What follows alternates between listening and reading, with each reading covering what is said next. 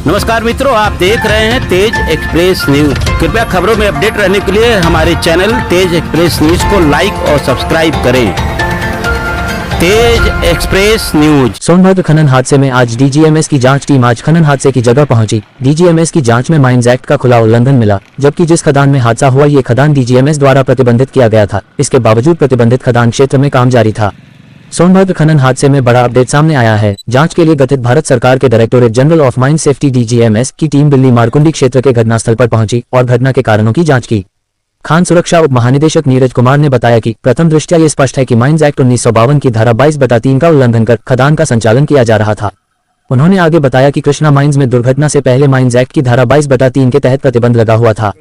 खदान के खतरनाक निचले क्षेत्रों में काम करने की अनुमति नहीं थी। खान सुरक्षा उप महानिदेशक नीरज कुमार के अनुसार जांच में सामने आया है कि सुधार कार्य करने के बजाय प्रतिबंधित निचले हिस्से में ही काम जारी था। डीजीएमएस ये जांच कर रहा है कि किन परिस्थितियों और मजबूरियों के तहत खदान का संचालन हो रहा था। नीरज कुमार ने बताया कि जांच आगे बढ़ने पर सभी को अपडेट किया जाएगा। मुख्य दोषियों के सवाल पर उन्होंने कहा कि यह अभी जांच का विषय है, लेकिन रिकॉर्ड में दर्ज खदान मालिक को भी दोषी माना जाएगा।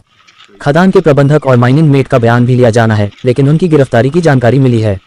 डीजीएमएस न्यायालय से अनुरोध कर उनके बयान भी दर्ज कराएगा। नीरज कुमार ने मानक से विपरीत संचालित हो रही अन्य खदानों के विषय में कहा कि इस विषय में राज्य सरकार के साथ बैठक की जाएगी। उन्होंने बताया कि इस क्षेत्र में और भी क्या कानूनी और लीज ग्रांट की प्रक्रिया में किस तरह से खदान को संचालित किया जाए, इस पर विचार किया जाएगा। यदि मानक से विपरीत परिस्थितियों में खनिज निकालना है तो हमें परिस्थितियों और काम करने की पद्धति में बदलाव लाने की जरूरत है। कृष्णा माइनिंग में 15 नवंबर को दोपहर करीब 3 बजे एक गंभीर दुर्घटना हुई, जिसमें 7 श्रमिकों की मौत हो गई। बचाव और राहत कार्य 2 दिनों तक चला, जिसके बाद सभी शवों को निकाला जा सका। भारत सरकार के directorate general of mine safety DGMS ने घटना के कारणों की जांच के लिए एक टीम गठित की है। तेज एक्सप्रेस न्यूज के लिए सोनभद्र से विष्णु गुप्ता की रिपोर्ट। 15 नवंबर को करीबन 3 बजे के करीब एक दुर्घटना घटित हुई इस खदान में, कृष्णा माइनिंग कंपनी की खदान में।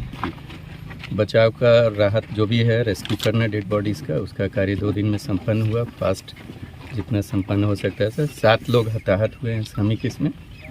एक गंभीर घटना है और इस घटना के पीछे क्या कारण है उसके जांच के लिए भारत सरकार द्वारा, मेरे निदेशालय द्वारा, directorate general of mine safety के द्वारा जांच गठित किया गया है। मैं नीरज कुमार, खान सुरक्षा उप महानिदेशक गाज़ियाबाद अंचल, और मेरे अधीनस्थ राजीव कृष्ण कुमार साहब हैं जो निदेशक हैं वाराणसी क्षेत्र के, और जीवन कुमार साहब हैं उप निदेशक वाराणसी क्षेत्र के। तो इसकी जांच जारी है। हम देख रहे हैं यहाँ निर्देश भी थे माइंस एक्ट 1952 के सेक्शन 22(3) के अंतर्गत, बट प्रथम दृष्टया दिख रहा है कि उसका उल्लंघन कर कार्य संचालित किया जा रहा था। इसके पीछे क्या परिस्थितियाँ थी, क्या मजबूरी थी, उस पर और गहन जांच की ज़रूरत है। उसमें हम लगे हुए हैं और जैसे जैसे जांच आगे बढ़ेगी आप लोग को अपडेट किया जाएगा। जो ये खदान ये रिपोर्ट हम सरकार को सबमिट करेंगे।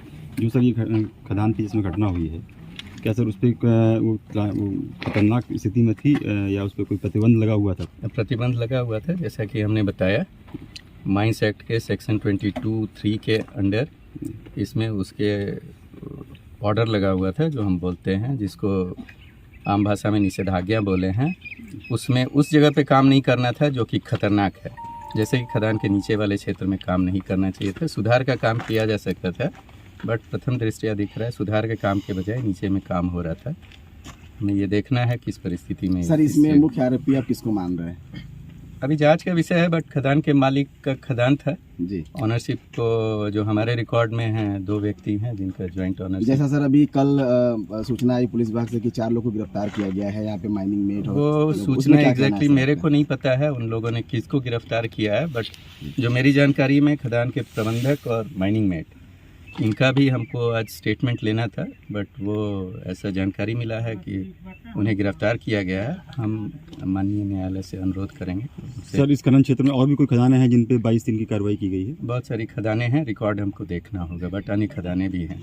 और हम एक कलेक्टिवली स्टेट गवर्नमेंट को फिर से एड्रेस करने जा रहे हैं कि जो हमारी सूची में है उस पर जो भी सुधार वाले कार्य के अलावा कोई कार्य। सर मानक से अधिक खनन क्षेत्र में देखा जा रहा है कि बहुत गहरी खदानें हो चुकी हैं, जो एक मानक तय किया गया है उससे ज़्यादा हो गए, तो उन पे कार्रवाई क्या किया जा रहा है? विषय पे आज शाम में स्टेट गवर्नमेंट को भी हम बुलाए हैं। हम भी एक बैठक करेंगे इस एरिया में, और क्या कानूनी और लीज ग्रांट के प्रोसेस में या अभी जो एग्जिस्टिंग लीज है इसमें और किस तरह से चलाया जाए, कि इन परिस्थितियों में, क्योंकि इतने नीचे तक जाके मिनरल लेना है तो हमको परिस्थितियों और काम करने की पद्धति में बदलाव लाने की ज़रूरत है, तो उस पर विचार एक तरह से देखा जाए तो मानक के विहीन ही कार्य कर रही है यहाँ।